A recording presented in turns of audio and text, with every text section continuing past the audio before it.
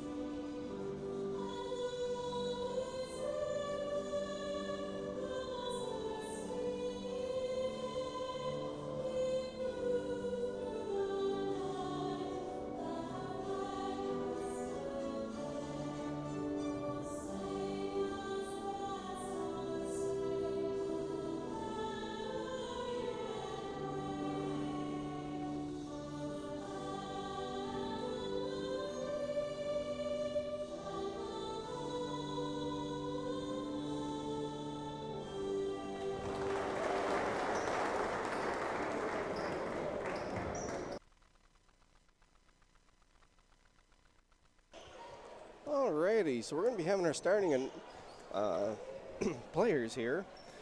For Smethport, read off first by the overhead announcer. Ladies and gentlemen, introducing the Smethport Hubbers.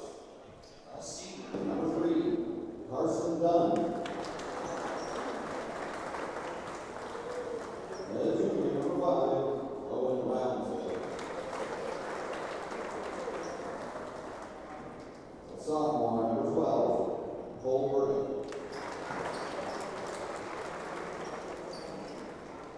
Sophomore number 22, Colin O'Brien. And a senior number 23, Brendan McDowell. Smethport Hubbers are led by Coach Tim Rossi. And now, give it up for your Port Allegany Gators. Junior number 3, Jared Plum. Sophomore number 10, Nick Wilfong.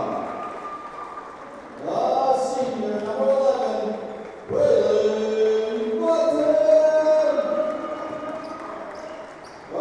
Junior number 44, Jake Cotter. And senior number 44, Henry Troop. The Port Allegany Gators are led by Coach Kyle Back.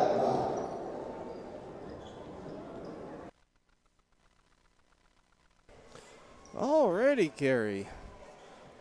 From what I understand is that both Smethport and Port are 0-1 this season, I believe. In league play? Yes, in league play. That sounds about right.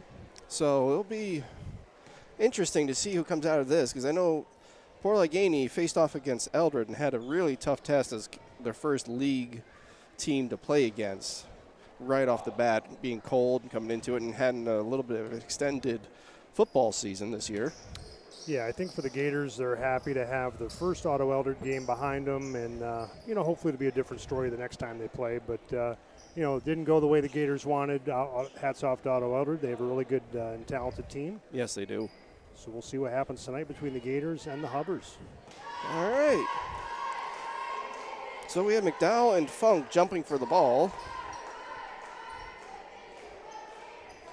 Last instructions to both the coaches from the referees. And it looks like we're ready to go.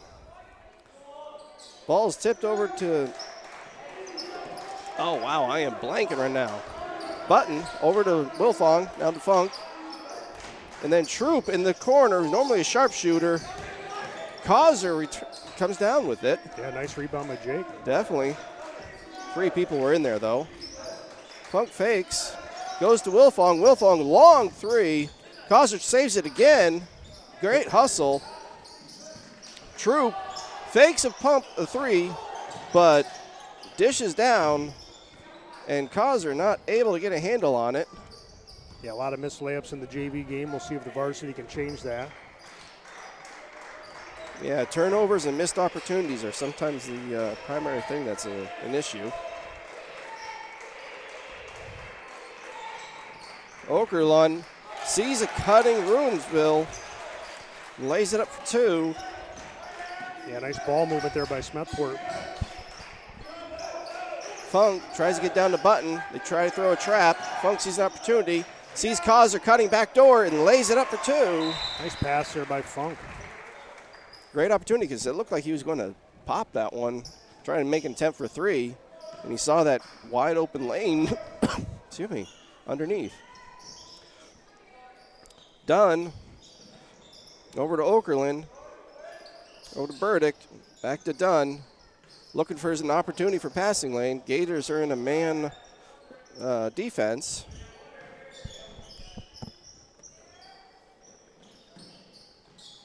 Still looking for an opportunity. Burdick steps back, and a foul is called. I think maybe a push off there by Brenton McDowell. Possibly, yes, that is what it is. On the rebound, definitely hands in the back, possibly according to the referee. Hard to see from this angle at least. Yeah, so as you said, the Gators come out man-to-man defense. Looks like Smethport's got like a 1-3-1. Kind of, which their corners are definitely the weak spot. Troop, again, Funk with the rebound, puts it immediately back up. Basket is good according to the referee, and Funk will go to the line to shoot 1. Yeah, nice rebound by Jared Funk. Goes up for the shot, finishes, gets the foul. See if he can make the 3-point play here. Gators with a 4-2 lead. I do know that in the past couple of preseason games, the Gators did have some problems finishing their free throws, and Funk unable to finish that one. The Hubbards come down with it. And Burdick waits for the rest of his team to catch up. Over to Okerlund. Back to Burdick. Looking for a cutting. Thought he saw someone. Swings it around. Ruinsville cutting. Burdick can shoot, so. Yeah, man defense has to respect the 3-point line at least. It looks like that they're not chasing too far past 3-point range, so, I mean, if they're going to try for an NBA range, they might let him go. No man's land for Okerlund. He hits that for 2. Funk gets it down to Troop. Troop sees Button posting up, but is fouled by Okerlund. That is Smethport's 3rd team foul. Do remember the new rules this season is that if there's 5 fouls in a quarter, immediately triggers a bonus. And Dunn looking to try and see a baseline pass. Not able to get it. They swing it around to Okerlund. No good. Bobbles around. McDowell comes down with it. He tries to put it up, but Button, or not Button, he was standing in front of me in my line of sight. Wilfong is able to come down with it. Troop, Funk, looking for cutters. No one's moving. And Wilfong saw Causer, but glanced off of players. Yeah, the key. So Smethport's in their zone defense. The key to beating it is, swinging the ball around, finding a crease there.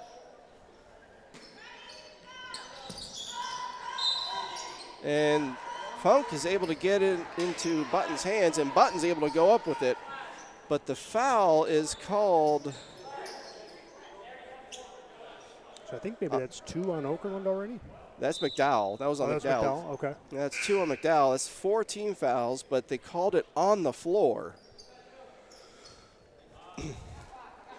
And, Kerry, we were talking about football season extending. It looked like they just got down a 3-point stance and were just making a little bit more of a extended football play. Yeah, a little bit of physical play there. They're able to catch Ruinsville down on the baseline, and they hit that for 3.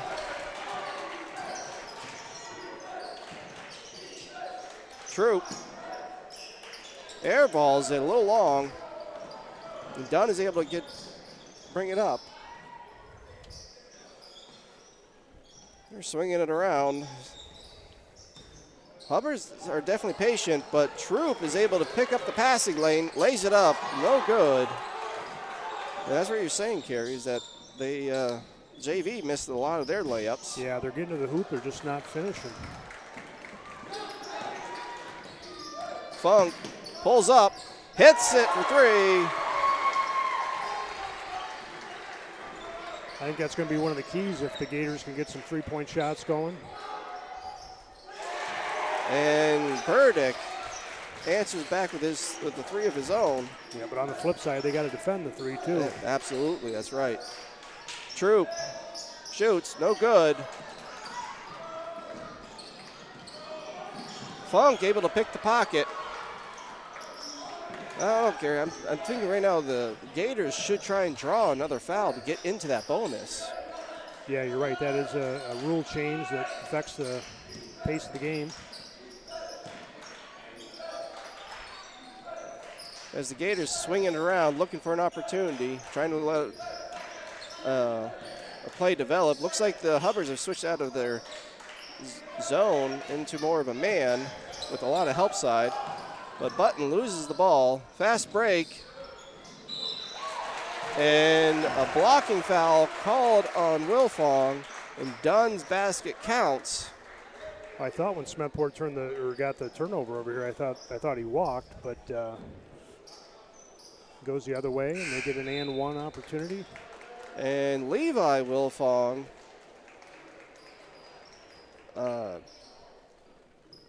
Isaac Amel and Mason Calhoun come in for the Gators. And Dunn's going to look to capitalize and make this a 3-point play. I think one of the reasons why that was really called a block foul, because Wilfong did get his feet set, but he was underneath the basket, not in more of a defender's position.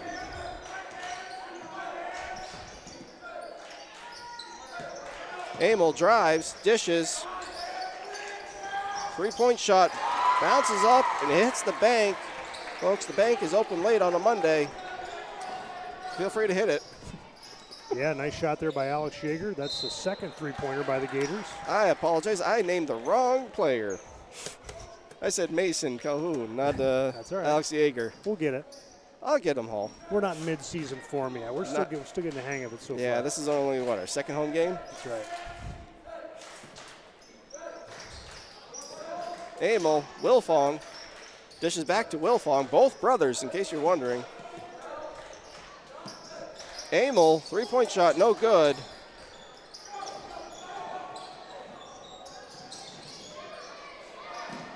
And Burdick in the corner, hits for 3. You've heard live by the 3, die by the 3. Yeah, right now they're hot. Plus, the Gators have had opportunities, but they just are not finishing. Okay, so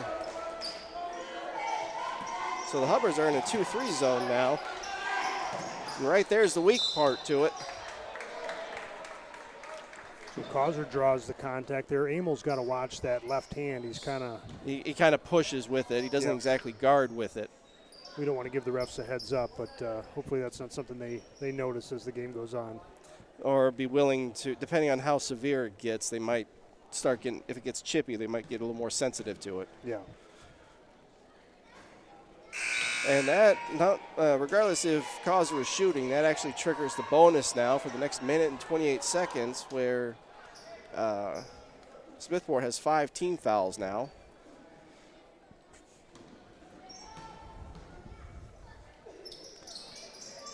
Hard off the back of the rim. Wilfong is able to come up with it. Looks for help, not able to see it. And Wilfong drives and puts it up and over the outstretched hand of Sherry, I do believe. Yeah, good hustle play there by Levi Wilfong to track down the rebound. And then also recognize that people were converging on passing lanes and chose to take an opportunity himself. Dunn saw an opportunity, baseline, but misses the layup.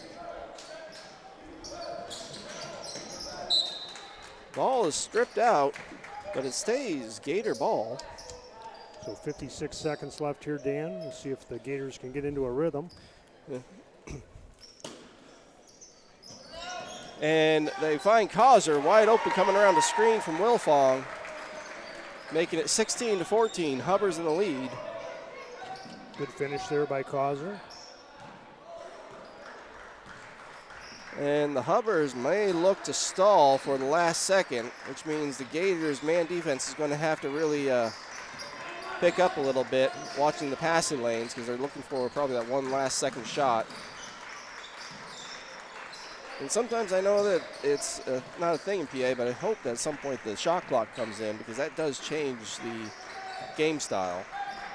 Sometimes in these situations you end up making a mistake. It just takes you out of your rhythm, but strategically it makes sense to try to stall and get the last shot.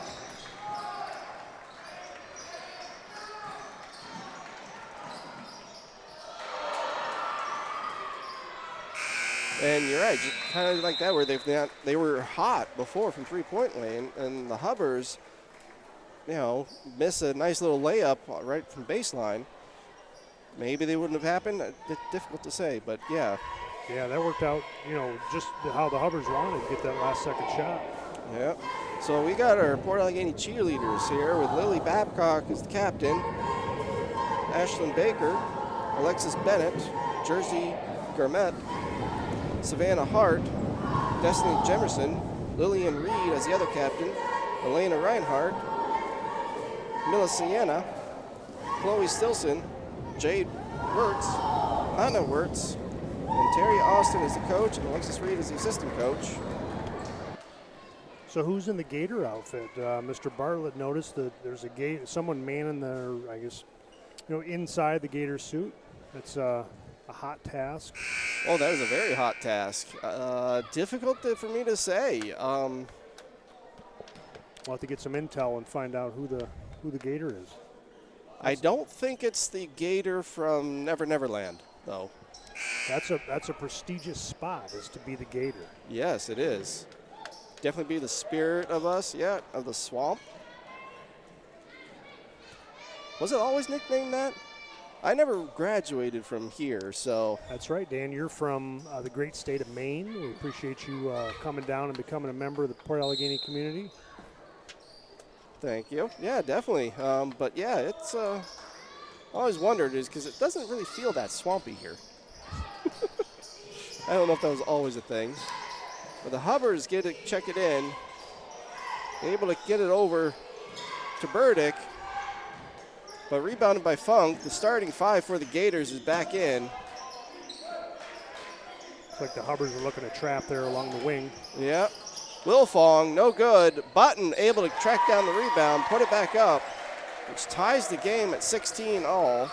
Yeah, good box out by Braylon Button to grab the rebound and put it back up. And the Gators appear to be in now a zone also.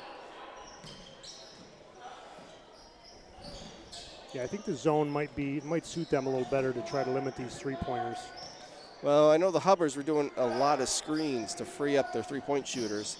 And sometimes with help defense, the man defense kind of breaks down, and they forget about that person going to the corner. And they get it to the corner again. Long rebound, but Dunn is able to track it down. And ball bounces off of Funk's foot, which is classified as a kick, I think. Yeah, back to your question about the swamp and the Gators. Once Doug Archer's here, he'll give us the lesson on the Hellbender and the Allegheny River. Yes. He can explain it much better than I can. I've heard about those, but I haven't heard the story about it. Funk able to pick off Ruinsville's pass. Causer loses the handle on it, gets the button. Troop down low. Power dribble, but unable to finish that layup. A couple missed opportunities but for the Gators, getting down near the hoop and just not able to finish. Burkowski, they get it down to Burdick in the corner, and that rattles in for three. Yeah, that's a killer when you miss a layup at one end, then give up a three at the other end. Troop gets it down to Button. Button opts to shoot straight from the third hash.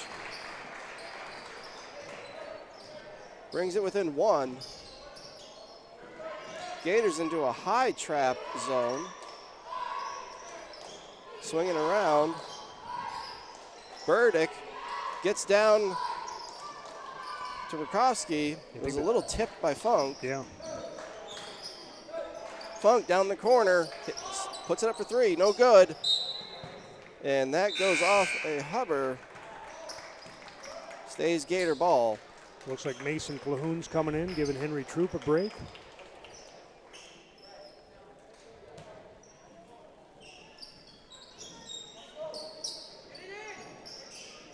Gets it to Causer. Causer thought about shooting, but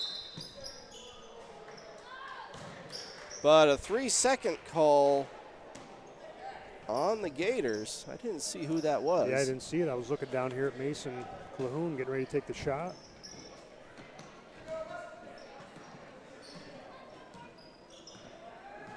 Ruinsville taking it, bringing it up slow.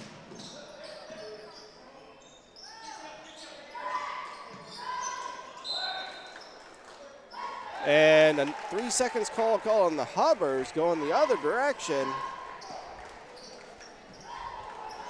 Watching the paint dry is what I used to be known, that it was known for. Yeah, I got called for a couple three-point violations back in my day too. Yeah, they in a tight game, those can be crucial turnovers. Funk pump fakes, gets it over to Wilfong. Wilfong top of the key, no good. Goes back to Funk. Funk puts it up, lays it in for two, making it 20-19. Yeah, so the Gators take the lead there, 20-19. Good put back by Jared Funk. And Button able to get in the passing lane. Wilfong driving, lays up and good for two. And the Gators have finally got a little momentum going their way. Sorry if I'm getting a little loud in your ear. No, you're good. Yeah, when Doug and I called those football games back in the fall, we talked about sports momentum. How once the momentum swings back the other way, it's so tough to swing it back your way. The Gators take a 3-point lead here with 4 minutes and 37 seconds left in the second quarter. We'll see what happens here after the break. Yeah, to see what adjustments they choose to make. I don't think we've really seen a man defense from the Hubbards, but I'm not sure if they can keep up with some of Port's speed sometimes. So we'll see who the Gators bring out. I don't think the Gators have swapped anyone out. Looks like Causer, Funk, the Long Hollow Road connection, Mason Calhoun, Braylon Button, Nick Wilfong. That's 4/5 of a Turtle Point lineup there. I know. And Funk and Causer are cousins, so they're always playing together, so they're a little more familiar with each other. It's true.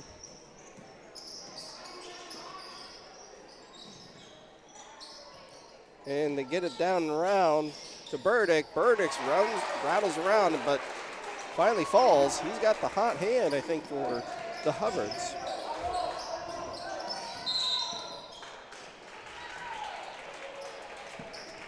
And Funk is called for the travel.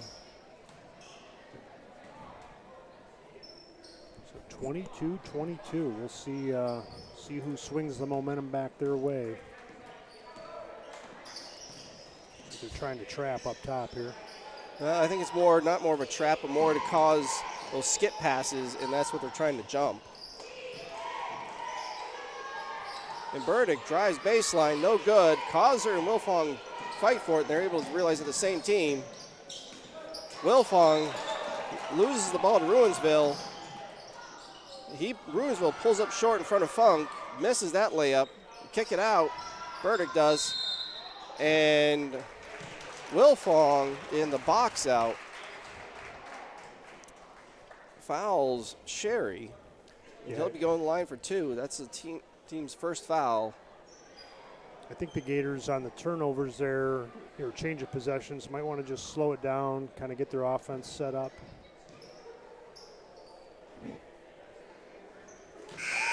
And he hits that one.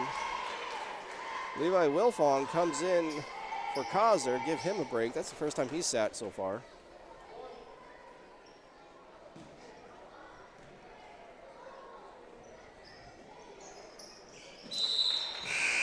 And the second one is good. And Alex Yeager comes in for Nick Wilfong. 3:39 left to play here. 24-22, Smethport in the lead. Once again, Smethport in a 2-3.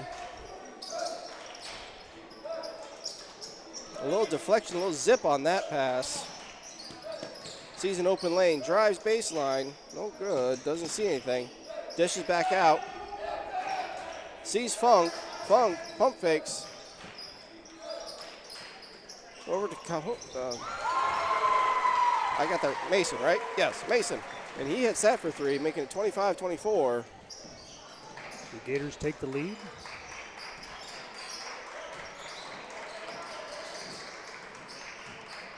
Good defensive, but they leave Burdick open again. And that's at least the 3rd three-pointer by Cole Burdick. I haven't been keeping track of the numbers, but the corners are definitely a big hit, and I think that's one of the things that Coach Babcock is trying to fix right now. Yeah, we talked about momentum. The momentum has clearly swung back to the Hubbers there, taking a 27-25 lead. The three-point shot has seemed to be what's keeping them in the game. Not much action down low, so I think if the Gators defend the perimeter a little better, I think this will be a different ball game in the second half. I'm just wondering if an option is to actually put a box on a man type of scenario. So I'm going to have to drop off here at some point with halftime coming up. We've got a youth basketball game. Port Gray, coached by Kerry Hauver and Charlie Buchanan. We're going against the Port Orange team, coached by Chris Ernst, Abby Ernst, and Bo Fogel. So that's going to be some exciting halftime action. Jeremy Morey is going to be calling the game for us. But we may have the, I'm not sure.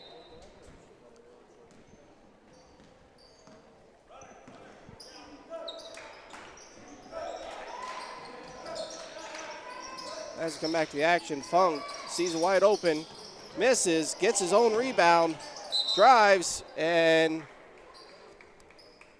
foul is on the floor as he tried to carry it through.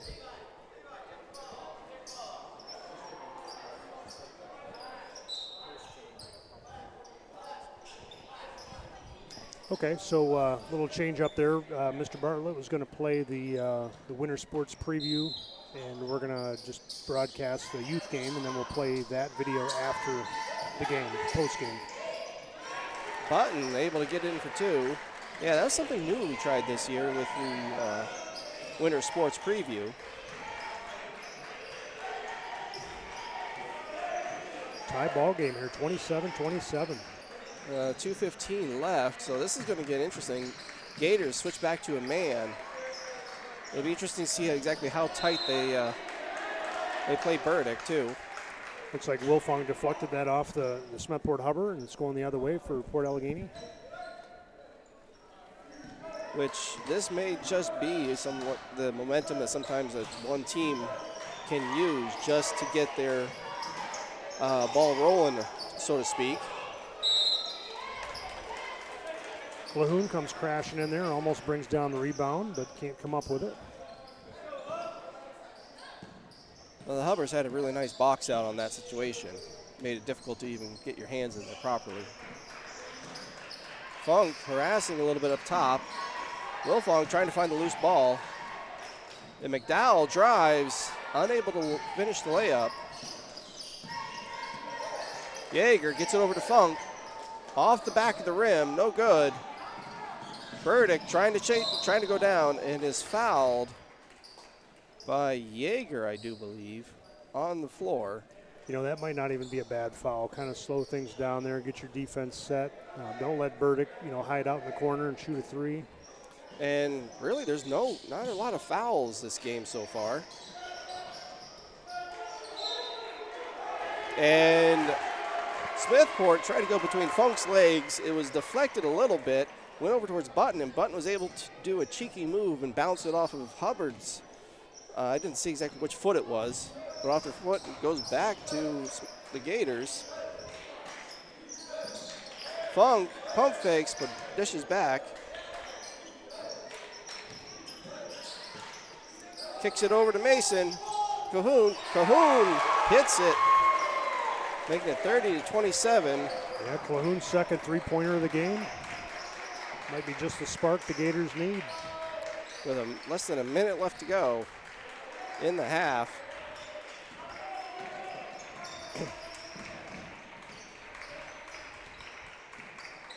Gators definitely letting the Hubbards move the ball around to actually pick something up.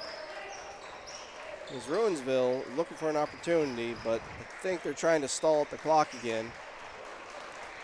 As done, they're just holding out there, paying attention. Funk comes out to trigger a countdown, and they back off again. Looks like Yeager's kind of focusing on Burdick to make sure he doesn't get a wide open three again. Keeping an arm distance away from him. And Gary Hobber's stepping out for a moment because he's got to go coach some little kids. 11 seconds left. Dunn drives, tries to go up, but gets a push foul with 8.1 seconds left. And that was on Funk. I do believe that's his first.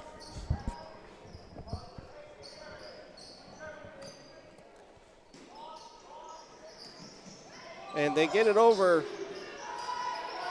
Funk with the rebound as Burdick's shot was off. He's driving, lays it up, no good as he's trying to rush it. And that will be the half, 30-27. Gators walk in. Both sides need to have some corrections done, finishing on layups. But we'll be having our youth game coming up. I'm going to take a break because my voice is getting a little tired right now, and leave Jeremy to make this call.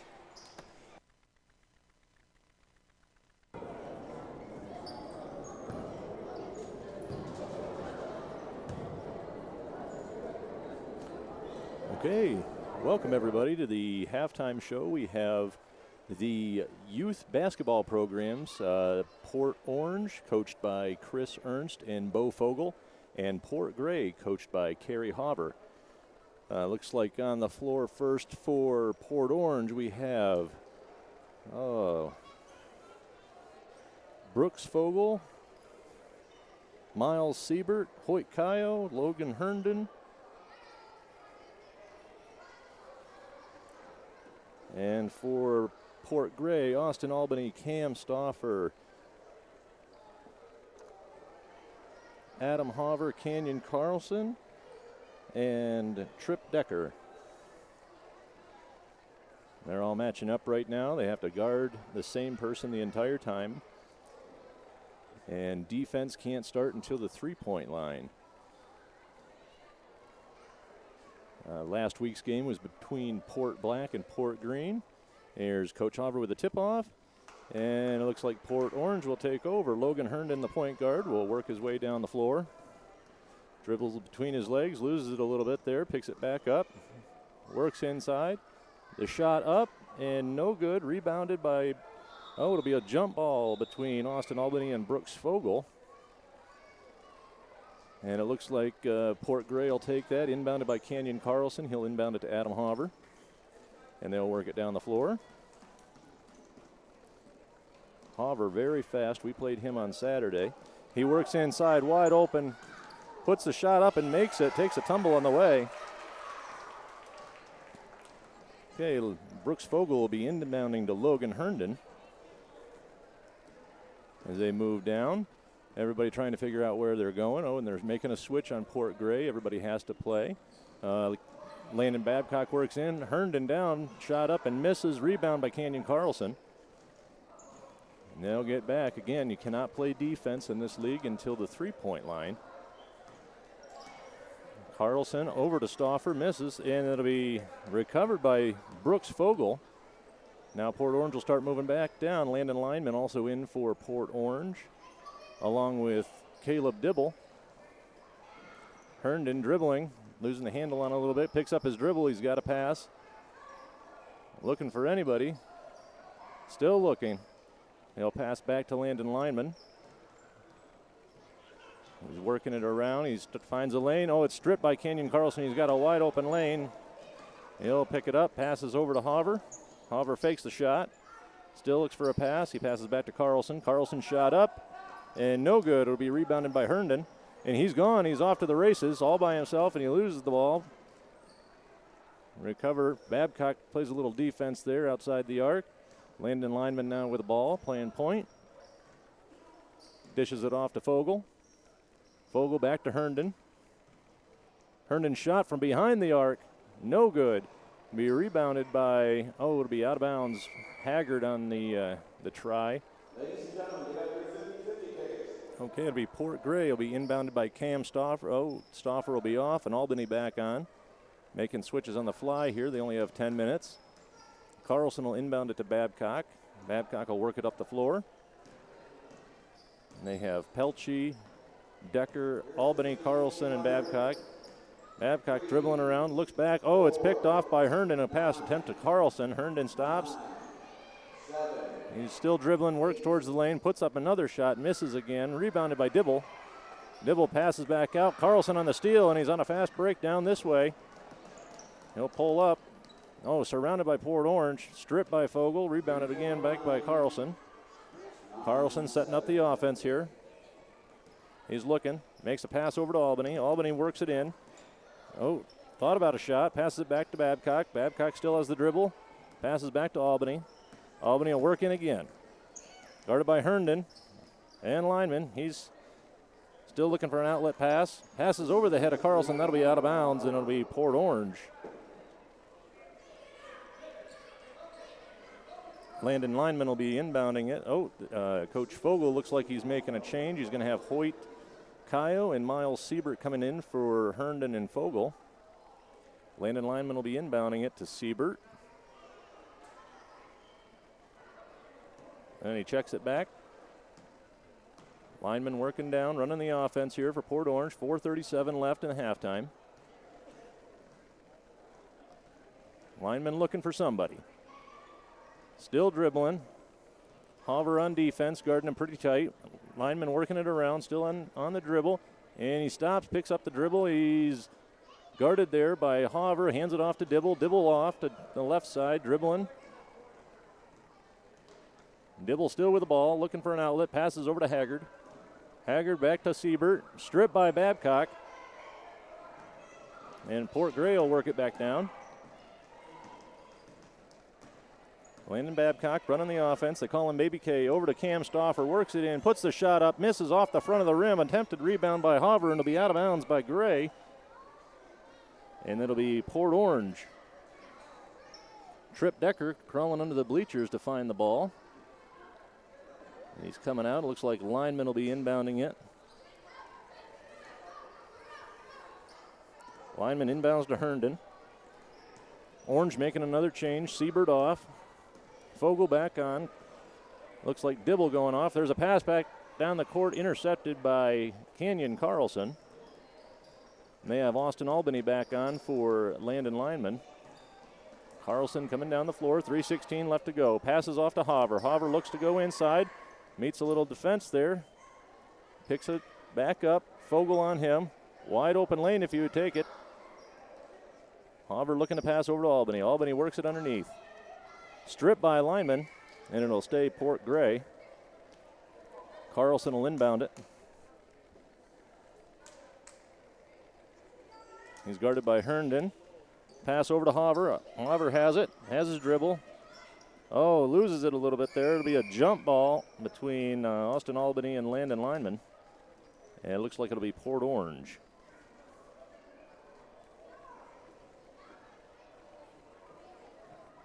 Lyman has to tie his shoe. That's the delay. Herndon's going to go.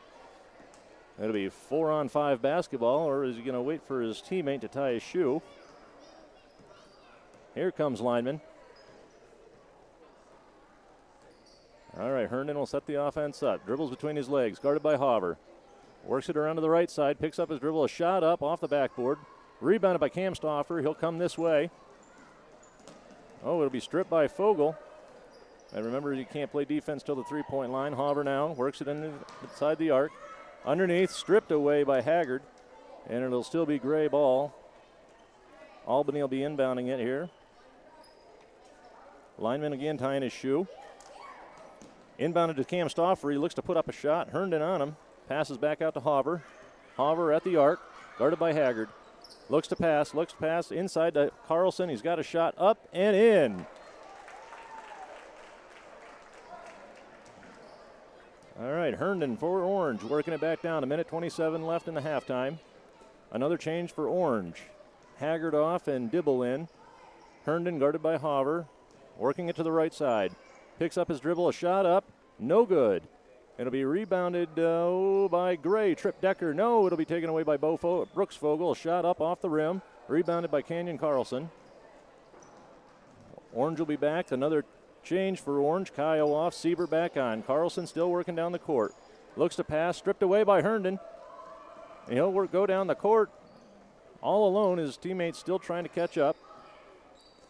Pass across, Trip Decker makes the defensive play. Landon Lyman picks it up. Shot up, blocked by Carlson. Stauffer in the attempted rebound. He finally picks it up. 40 seconds left. Oh, pass over, intercepted by Lyman. Lyman now looking for an outlet. Passes back to Herndon. Logan Herndon trying to find a teammate here to pass to. Works it around to the top of the key. He's stripped away by Haver. Haver on his way down. Fast break. Stops. Puts a shot up and in. Great shot by Adam Haver there. Caleb Dibble for Orange will be inbounding it. Inbounds to Brooks Fogel. 10 seconds left here in the halftime.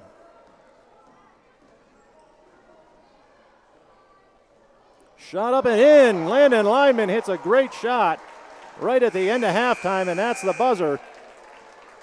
And that'll be it for the youth program here at halftime of the varsity game. And this is all for me. I'm going to turn it back over to Mr. Funk and Carrie Haver.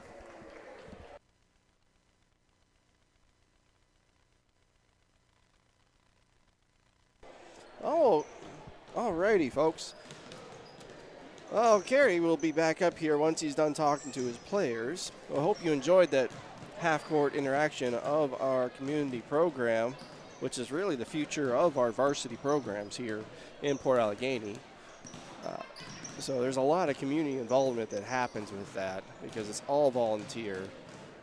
And I can't say enough for the parents and the parents of players who help out and assist and make such a program happen here in Port Allegany. So once we come back out here with going live the next 2 minutes and 24 seconds, see what corrections the Gators and the Hubbers have made as a tight game is happening here. The momentum can switch and go either direction as it has all game so far. So we'll be right back in 2 minutes.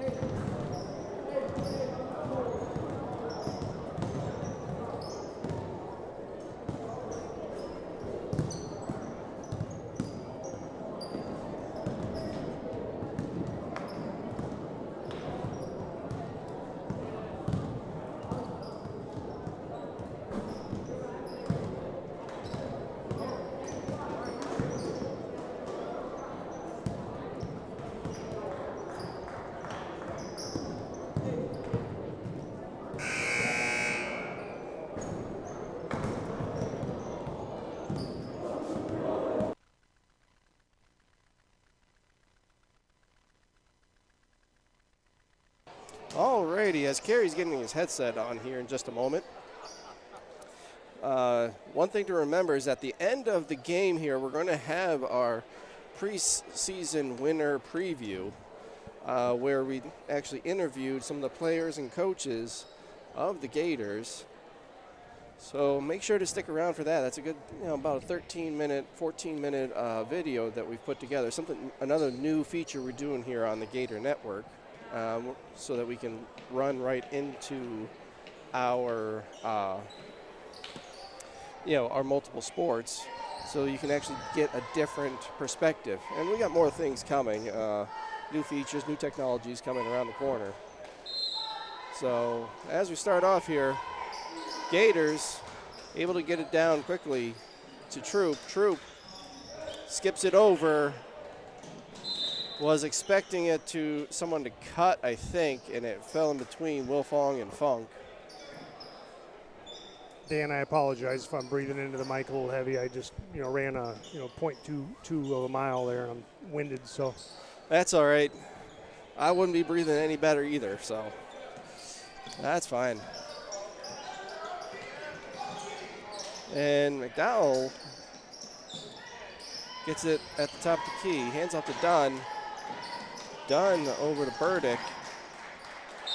And, no, that's one Burdick. That was Okerlund. Okerlund's one too many steps. So we'll see if the Gators can adjust their defense to limit some of these three-pointers. I don't think they've done much in the paint. It's been all around the perimeter. And, yeah, it'll be interesting to see what they can do to force Smethport to collapse. And Causer sees a cut and Button able to finish and draw the foul. I'm waiting to get confirmation on who that was from the scoreboard. Yeah, I think for the Gators, they got to keep going back to Braylon Button. He just seems to has a good matchup here against the Hubbers. Agreed. He is a tall gentleman.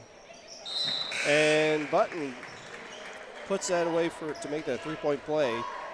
That's McDowell's third foul, first team foul, which will bring Rakowski in, as 3 team fouls at this early in the game is kind of costly because they have to save them.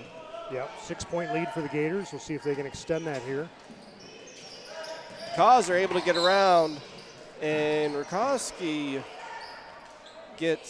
fouls Funk as Causer tipped it around. Funk was able to get a hold of it. So that's 2 fouls for the Hubbers in a little over a minute. So like you said, back to that rule change, we'll see if they get 5 fouls, how that changes the strategy here.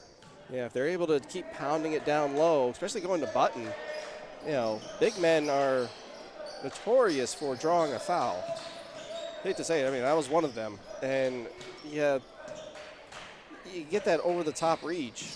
Funk sees the driving lane, goes to Causer. Causer steps back, thinks about it, and Troop goes over the back.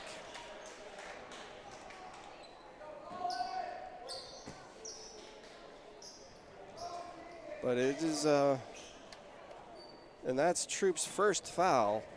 But yeah, if they can pound it down low, not rely so much on the three-point shot, they might be able to generate some of those fouls and get the Hubbards into the foul trouble. Ruinsville drives, little floater, no good. And he was able to track down his own three-point shot, or his layup. Okerlund's shot front off the rim. Funk brings it up. Came close to a little carry there when he lost the ball. He just kind of palmed it a little bit almost, but ref didn't call it. Swung it over to Wilfong. Wilfong to Causer. Back to Funk. Back to Wilfong. Over to Troop. That's Troop's spot right there. Yep. They dish it down to Button, and Button's just a little strong. And Dunn is cut off by Causer. Causer played mainly JV last year, and he's really stepped up this year to making it a starting position and consistent playing time this year. So it's Causer's going to give you all he has every day. And we've actually got well, the first couple of games, they really started off with a young squad of 3 sophomores and 1 senior, 1 junior. This game, they decided to make it 2 sophomores, 2 seniors. And Troop's 3-point, no good. They get it down to Button, but that was in the passing lane.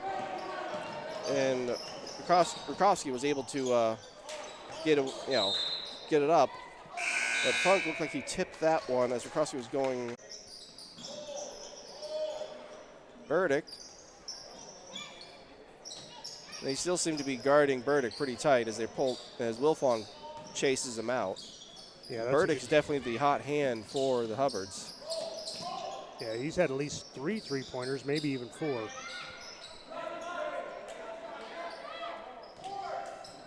Good defense by the Gators right now.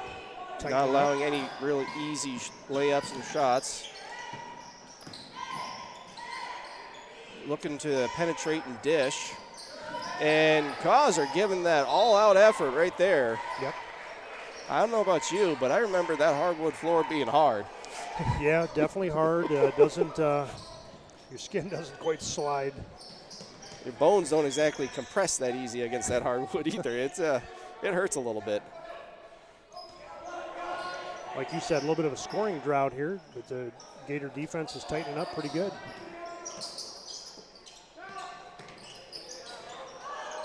And 3-pointer, no good. Rebound.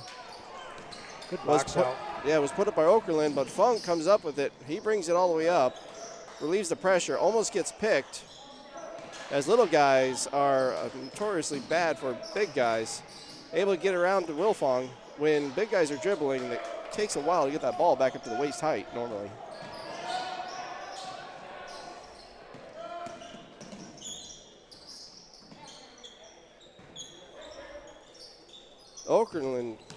Burdick thought about the 3, and Dunn is called for a travel.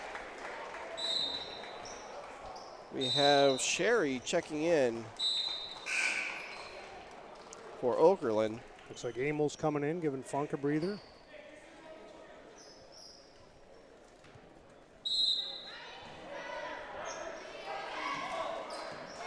Amel, another sophomore there. Yeah, 2 pretty young squads here for Smethport and Port Allegany.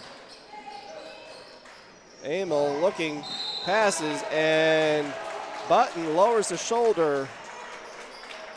Yeah, nice play there by Jack Sherry. I think he took a little bit of creative license with that, but the ref seemed to agree. And that might be on the highlight reel. I'm not sure if it's Oscar worthy, but. So we're still stuck in that scoring drought, 33-27. Still looking to penetrate and dish, as the Hubbards do not really have anyone down low on the blocks. They're mainly in a spread offense, trying to look for a 3-point play to happen. Yeah, it looks like they try to run some guys through, try to hit them, some cutters right there. But they don't have anyone that really wants to live down there. Oh, no. They're a perimeter team.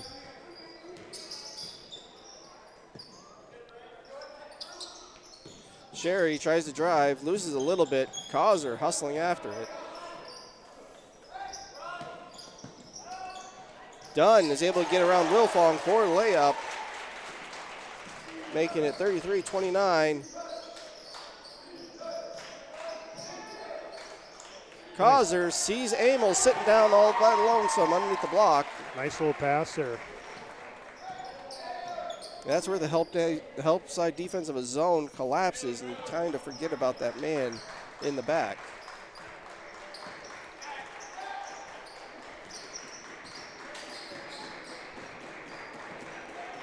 So Done with 1:20. Looks like Amel on Burdick to try to lock him down.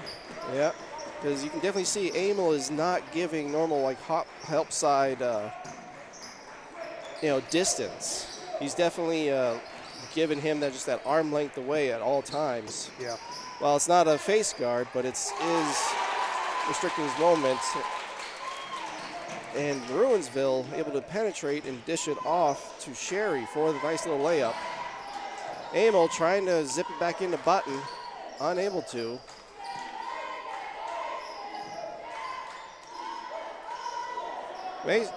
Calhoun, long three, but short.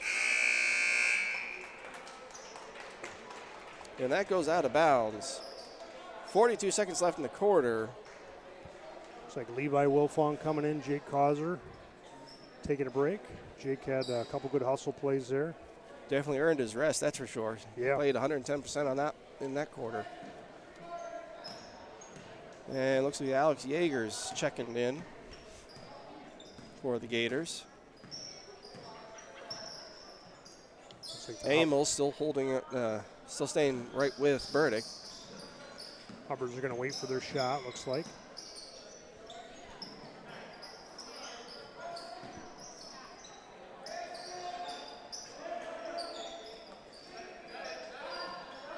Dunn looking for a screen, gets it, dishes off, tries to hand it to Ruinsville, and it just glances off his fingertips.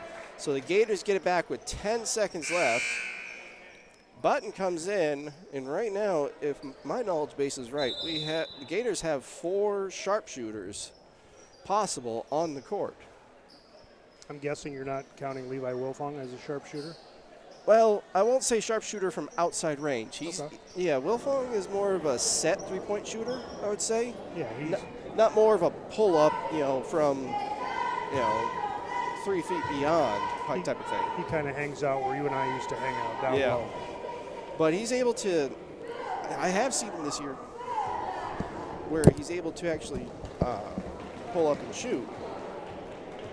But it's just the distance of immediately on the line or back 3 feet.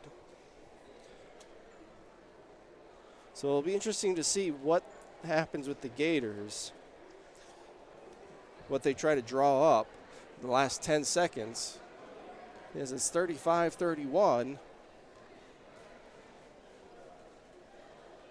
It'll be interesting to also see if the Hubbards decide to pull out and try to do a full court press to try and cause a turnover. I know that one little trick that a lot of teams will do, and it's perfectly legal, is actually the players will roll the ball from the out of bounds and won't pick it up until the defense actually comes and picks them up, which saves the clock because the clock won't start until a player touches it, which is always a fun rule when the defense was sleeping to I want to say exploit. And the Gators opt not to do that. Get over Calhoun, down to Wilfong. Wilfong gets into a little trouble, pulls up and hits it home and rattles it as a buzzer beater. Yes, they counted it. 38-31, that is the end of the quarter. Yeah, I don't know if that's how they drew it up. It went to Wilfong, and then I don't know if he was looking inside to try to make a pass, but was running out of time and had to shoot it and made a nice shot. Definitely. And it looked like the play was initially to dump it down low, but Nick was lost the passing lanes and did what he could with a couple seconds left.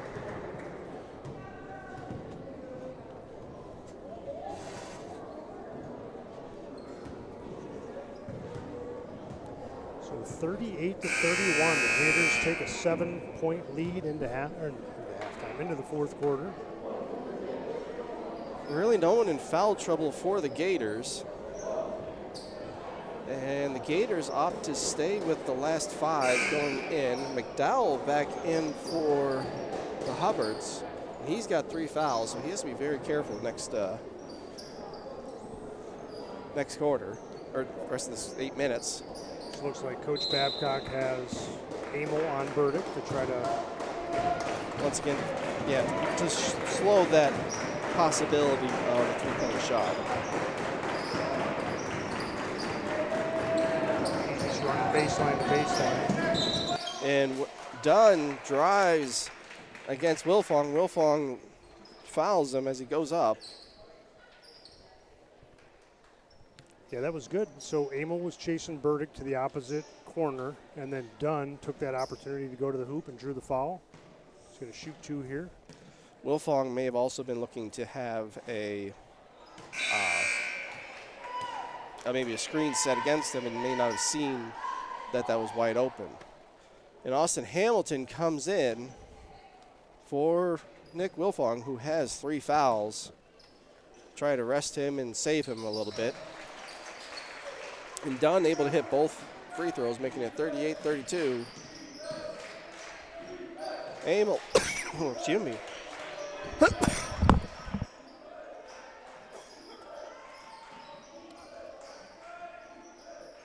Yeager with a 3. All right. Okay. Smethport has the ball. Sorry, folks. I had a little coughing spurt there. Something went down the wrong pipe. It happens. So Roundsville with the ball over to, this is Brent McDowell with the ball. 6-point lead for the Gators. Gators playing pretty good defense here to slow things down. Roundsville with the ball. And McDowell, long 3, no good. Levi Wilfong brings it in, and McDowell's going to be called for his 4th foul. Yeah, you just mentioned him having 3, and then Wilfong draws the 4th on him. Good box out by Levi Wilfong. Yeah, absolutely. And to chase it in.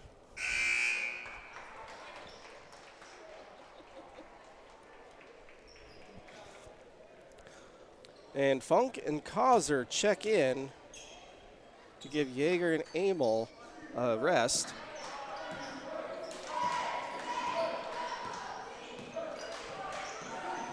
And Sherry had come in for the Hubbards, because that's McDowell's 4th foul. Funk able to drive Burdick, bring Burdick out. Hamilton gets it down to Causer. Causer sees a quick opening, but is stripped by Dunn. Causer chasing Dunn down. And Funk is called for the foul. Yeah, I thought maybe Causer had an opportunity to drop it there to Levi Wilfong.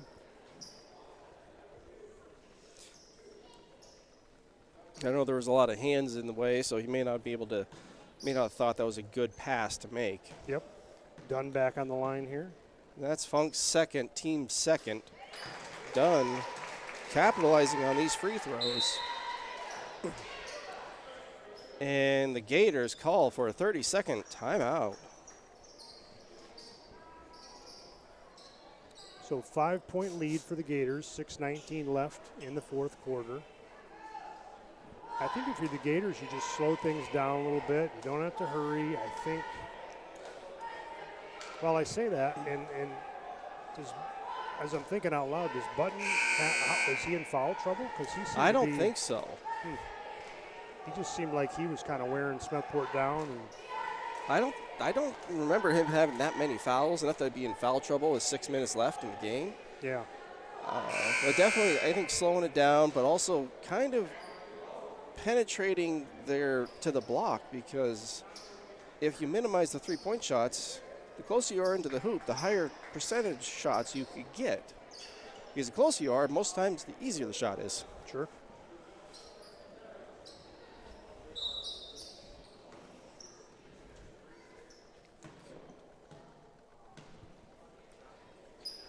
And Dunn off the back of the rim. Causer comes down with it. Funk trying to direct traffic. Gets it over to Hamilton. Hubbard's is still in the 2-3 zone. Good skip pass. 3-point shot, no good. Tipped around. Funk able to get it. Down to Causer. Causer pump fakes and gets fouled by Sherry. Yeah, good pass there by Funk. Causer took his time, drew the contact, and he's going to shoot 2. Funk can definitely hit it from the free throw line, but he saw a better opportunity down low. And that one's off the rim. That's Sherry's first foul, team's second.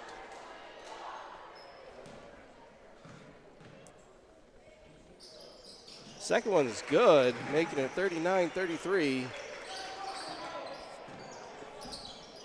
back to a 6-point lead for the Gators.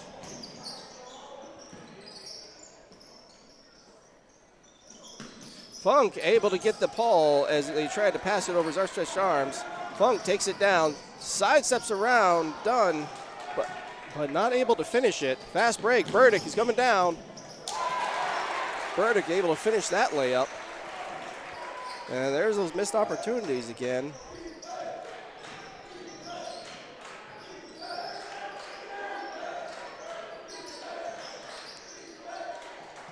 Funk sees Calhoun, Calhoun, yes, driving baseline. He gets fouled. Looks like Will Funk's coming back in. Would you say he has 3 fouls? Yeah, he has 3 fouls. And that foul was on Cherry. That's his second, team's third. And Calhoun hits his first one.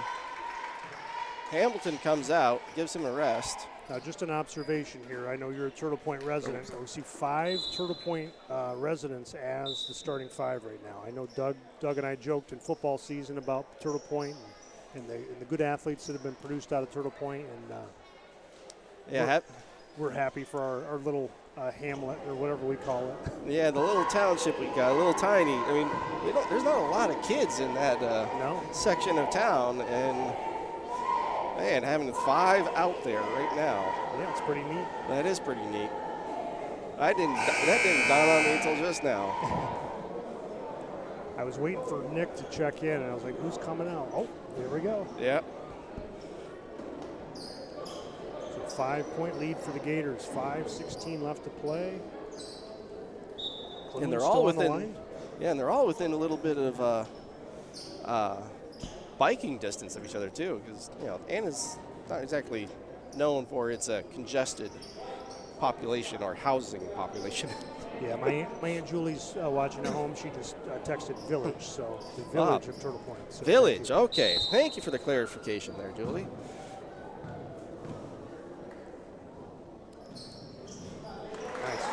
Second shot is good, making it 41-35. Back to a 6-point game. They've just got to limit the 3-point shots. And Funk looks to be pulled the mark on Burdick, but boxes him out. Kicks it over to Wilfong. Wilfong drives, lays it up off the glass, good. And nice little take, 8-point lead now. And Wilfong here has one of those annoying layups that, as a big man, was not exactly favored upon, simply because he could release it so fast and you didn't know he was releasing it. So you can't get a hand up, you can't jump, you can't block it. And Funk kicks the ball in the passing lane, which is an immediate dead ball. Oh no. He was a kicker in football and played soccer. Not sure if that mattered to it. And Wilfong looked like he got a little shoved there, but refs didn't think so. And Rakowski was able to finish it. Brings it back to a 6-point game.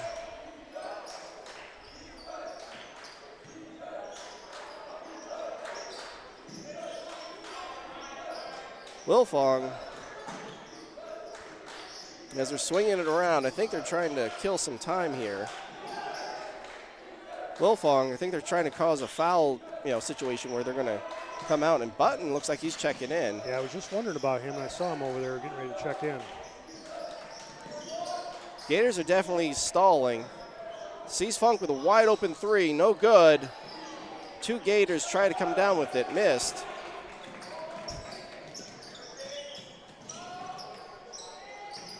And Okerlund with a baseline shot, no good.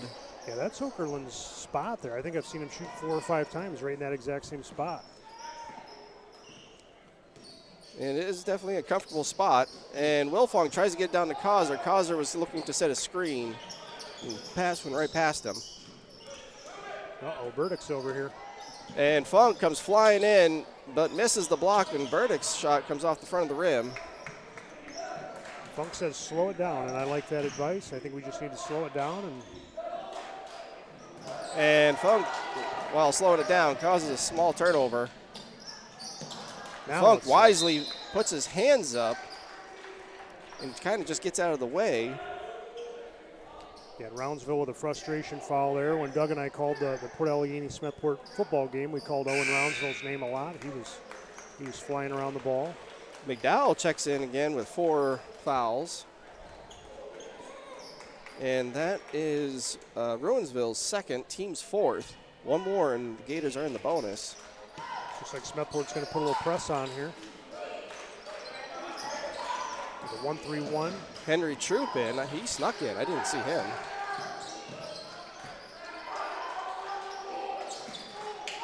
And Funk, a little bit errant of a pass, a little too strong.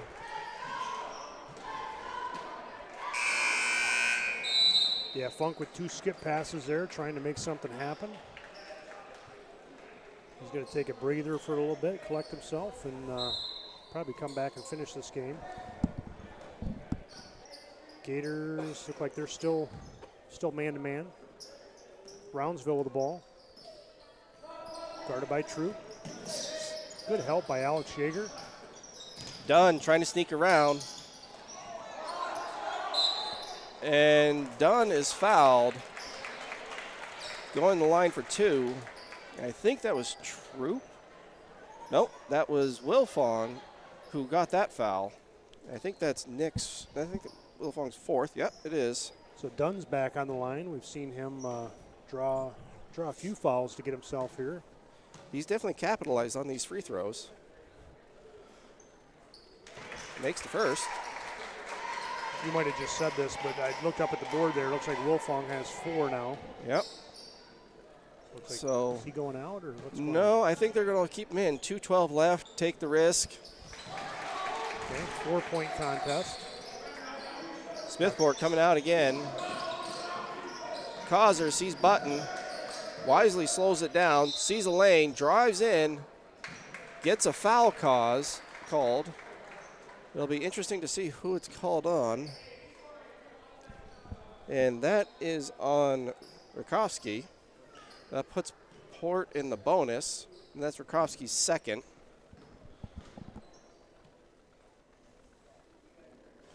Button, the senior, hits that down. So 2 shots for every foul now for the Gators. For the next 2 minutes and 4 seconds.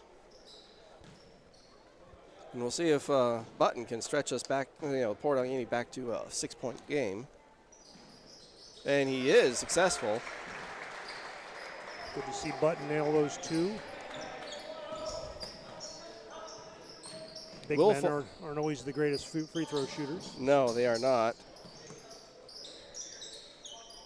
And Wilfong looks to be drawing the verdict card to actually guard him somewhat closely.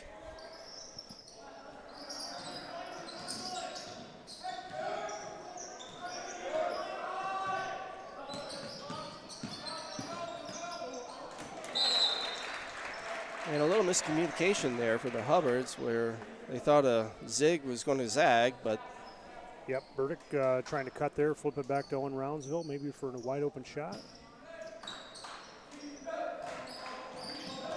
Wilfong swings it back to Troop. Back to Wilfong, gets over the timeline. Sees Troop, Causer, sees Button, and Gators definitely moving the ball around. Yep, I think you just, not quite stall, but just wait for a wide open shot. Choose the good shots. And McDowell cuts off the passing lane, drives, and gets Troop to foul.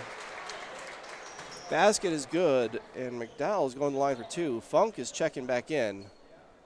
Yeah, anytime you make a mistake, you don't want to compound it by fouling at the other end, especially the bucket and the and one opportunity.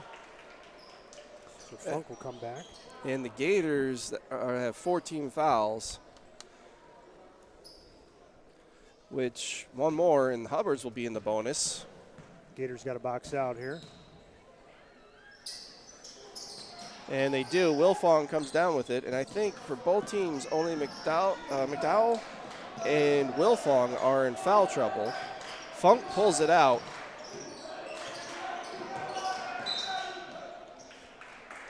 And Ruinsville thought he could catch Funk sleeping and fouls him. So it's going to be 2 shots for Funk, like we said. Going to be for every foul, it's going to be 2 shots from here on out. Same thing for the Gators. They're at 4, so if they commit their 5th foul, that's going to be 2 shots for the Hubbers. But definitely, this is the new rule is definitely something interesting to see as the season progresses. What the coaches actually do game theory on, because old rules that would be 6 foul for the team, and it wouldn't be going to 1-on-1 yet. And with the chance of only being 1 point down instead of 2 baskets, instead of 2 baskets, it'd be 3 baskets. So. Yep, you're absolutely right. So 49 seconds left to play here. Gators with a 4-point lead. Jared Funk on the line for 2 shots. We'll see what Coach Babcock has drawn up. As this game winds down, I just want to say thank you to David Bartlett, our technical director, on cameras, Jeremy Mooring, and Levi Howard. Levi's nickname is Clutch in baseball. He's been Clutch for the Gator Network. He's been running cameras and got his first opportunity to do a little play-by-play today. So that was a lot of fun working with Levi. It'll definitely be interesting to see if we can get more students involved in the Gator Network as we progress. Yes, if there are any students out there that think this is a lot of fun, and it is, we hope that you will reach out to Mr. Buxton or Mr. Osani, or if you know any of us, please let us know. We'd like to get you involved. Definitely need more camera people, but we also, we'll step aside every once in a while. Let's let some students in here to call some games or at least work with them. So if you want to be a part of this, come on down. Funk comes out, and rattles the first one around, gets the shooter roll. Yeah, I never had that shooter's roll thing. It's nice when it falls, but if you depend on it, it kind of hurts. And there's another shooter's one. It comes off the right side of the hoop and lays back in. Just got to defend the 3-point shot here. Close it out. Stay tight, no fouls. Because Hubbards are only 2 baskets down, 2 threes, 6-pointers. McDowell steps back, no good. Funk with the rebound, able to thread through players. Looks for help, and ball is deflected and goes out. And Henry Kistler comes in for Button. A little bit more speed, I want to say. And Wilfong puts it in the back. Dunn harassing. Oh, and big collision on McDowell. Funk goes flying, but he's able to get back up. That's going to be McDowell's 5th. Jared's cousin, Jake Causer, quickly comes over to help him up off the court. Funk definitely looks a little more shaken. I see him laughing, smiling over there. I'm not sure about what, but. Yeah, with a 6-point lead and heading to the line, that doesn't quite hurt. If you're down 6 and maybe the situation's reversed, you might have to rub it a little bit. But and that rattles in again. So that's three shooters rolls. Yes, like I said, it's nice when it happens, but you can't always depend on it. There's a nice one. And Funk's able to stretch that to an 8-point lead, 49-41. Clock kicking down. And Burdick, while able to get that off, was a 2-pointer as his foot was on the line. Recovered by Okerlund. They're trying to rush it. And Funk came down with it and is immediately fouled by Dunn. And Funk will go back to the line again. Yep, 8-point lead here, 5.5 seconds left to play. Looks like the Gators are going to escape with their first win, right? Yeah, their first win of the regular season. Good. Of league play. And the Gators wisely step back all the players.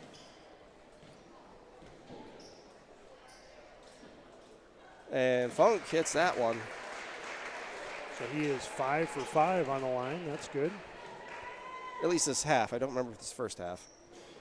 And second one just rattles in again for that shooter's roll. And the Hubbards are just going to hold on to it. And the Gators are going to pull it out 51-41. Well, they definitely cleaned up some of the miscues from the first half. Yeah, they, team defense, they didn't give up, three-pointers like they did in the first half. I think that was the key. Cole Burdick, heck of a shooter.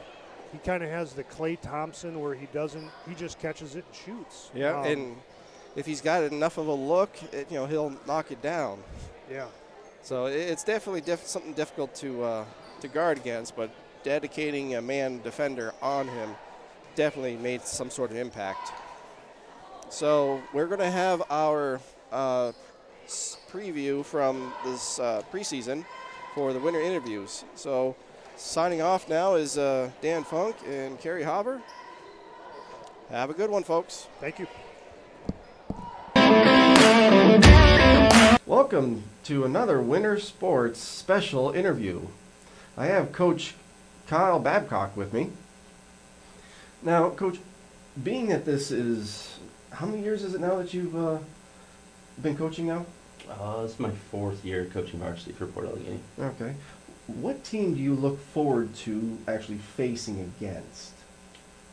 Well, obviously we look forward to playing Ottawa and then Cameron County. They seem to be the two teams that they give us trouble every year, it seems like. And I know the guys are up to the challenge and excited about playing them and see what we can do against them.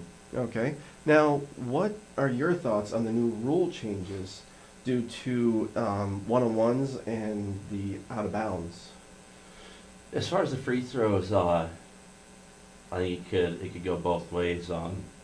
Obviously, if you're down 2 or 3 with a few seconds left, you're trying to foul and hoping they miss the front end of the one-on-one. Well, this year they automatically get 2, so I think it's going to change the strategy of what we do as far as that goes. And then the ball position on out of bounds as well.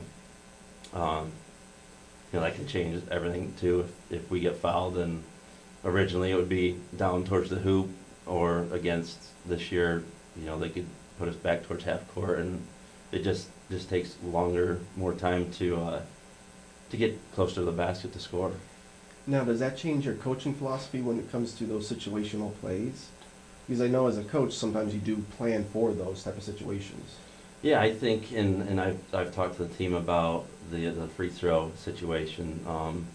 That's going to change, I think, a ton. Like I said, hopefully we're on the other side of it where we're shooting the free throws and making both of them. So Okay. we'll see.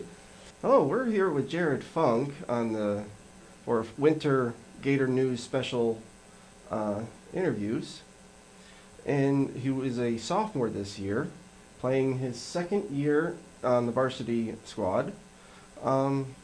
Jared, kind of a couple of questions here. Who is an up-and-coming player that should be watched for maybe other teams or for the fans themselves, for us?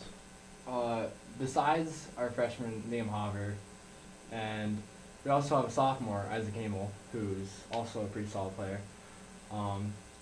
He's got a lot of help for us. Okay. Now, what are your personal goals for this season?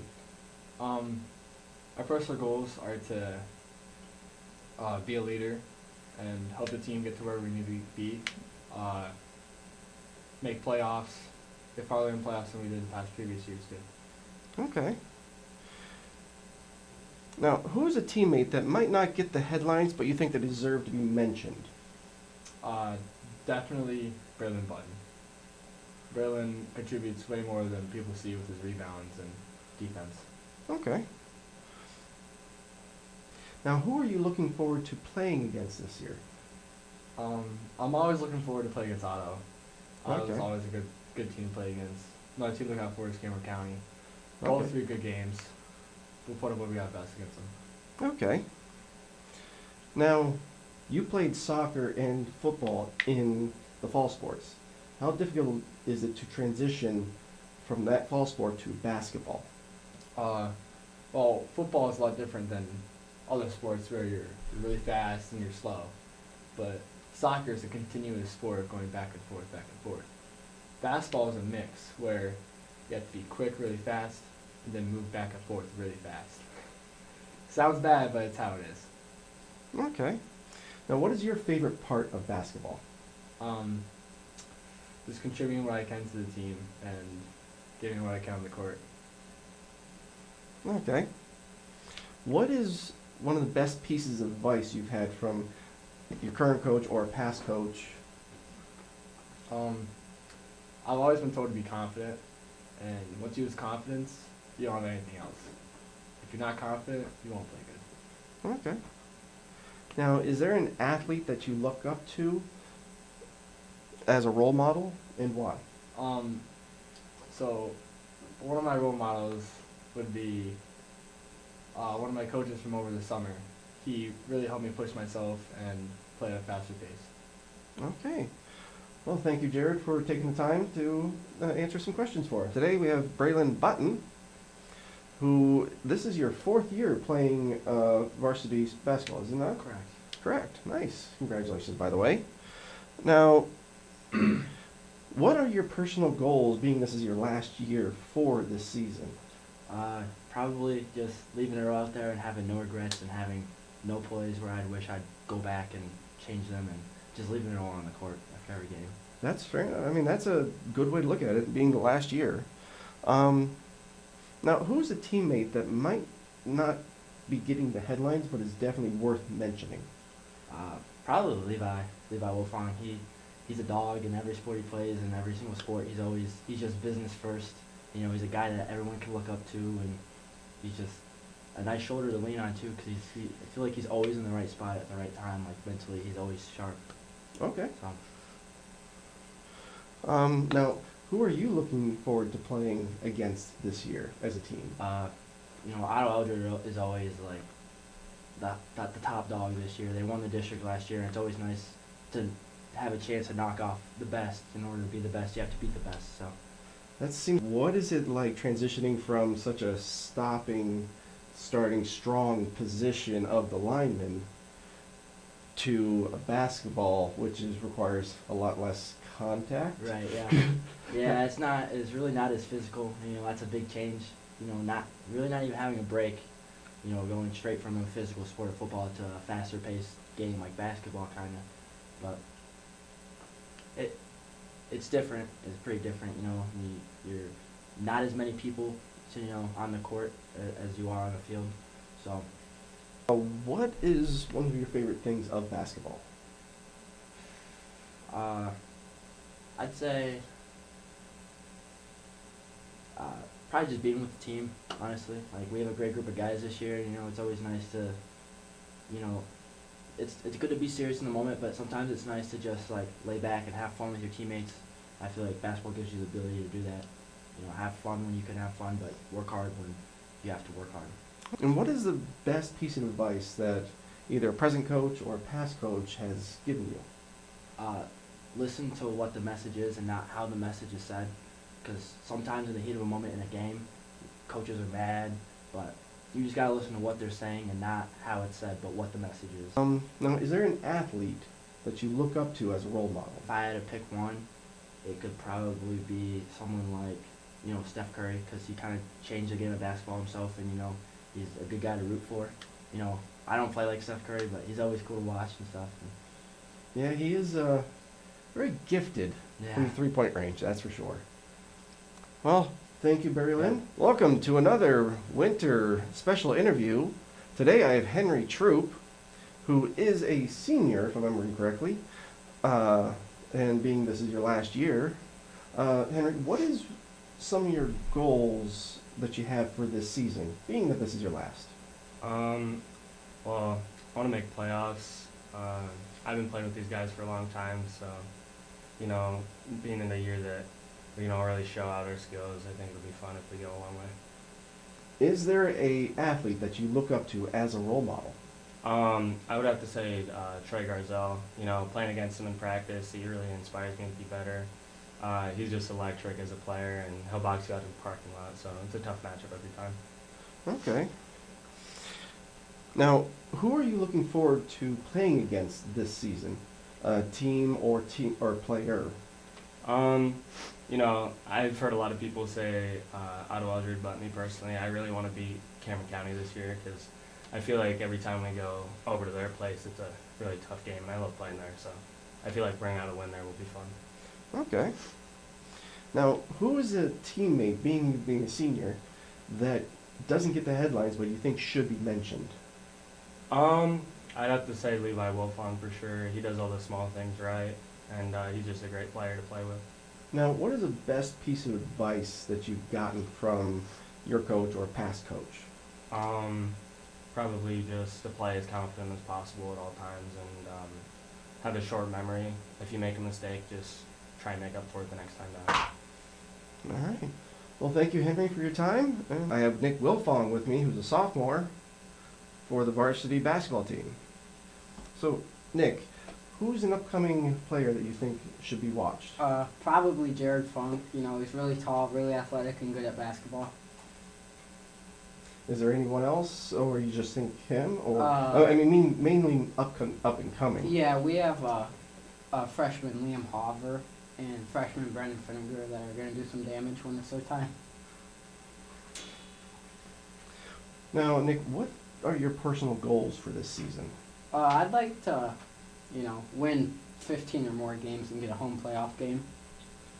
My personal goals are more to the team goals because I'm for the team. Okay. I can respect that. Now, who are you looking forward to playing against this season? Growing up as a kid, you always loved playing Ottawa Eldred. It's always a dogfight. You know, they've got the past couple of them, but I'm hoping to get at least one of them this year. Okay. Now, you were playing quarterback in football this past fall. How difficult is it to transition from a fall sport to a winter sport such as basketball? For me personally, it's not that hard. Point guard to quarterback, it's a lot of the same stuff, reading the defense, giving the ball up. Okay. Now, what is your favorite part of basketball? I just like the camaraderie with the team, getting to hang around the guys for a little longer. Okay. Now, what is one of the best pieces of advice you've gotten from either a basketball coach or any coach? Go get buckets. Go get buckets? Go get a bucket.